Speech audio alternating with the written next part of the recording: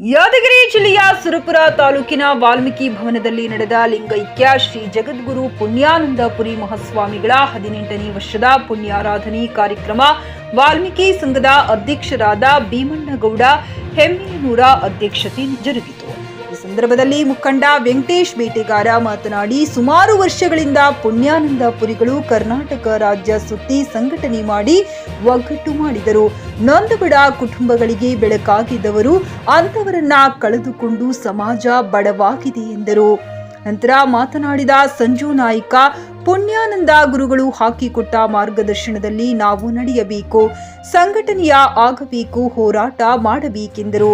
ಈ ಸಂದರ್ಭದಲ್ಲಿ ಭೀಮು ನಾಯ್ಕ, ಮಲ್ಲಿಬಾವಿ, ನಾಗರಾಜ್ ನಾಯ್ಕ, ಮೌನೇಶ್ ನಾಯ್ಕ, ದೇವರಾಜ್ ಮಕಾಶಿ, ರಂಗನಾಥ್ ಶರಣು ನಾಯ್ಕ, ರವಿ ನಾಯ್ಕ, ಕವಿ ಹೆಮ್ಮೆಯನೂರ ಮುಂತಾದವರು ಉಪಸ್ಥಿತರಿದ್ದರು.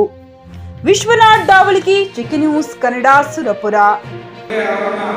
ನಮ್ಮ ಸಮಾಜ ನಮಗೆ ಗುರುಗಳೇ ಇದ್ದಿದ್ದಿಲ್ಲ.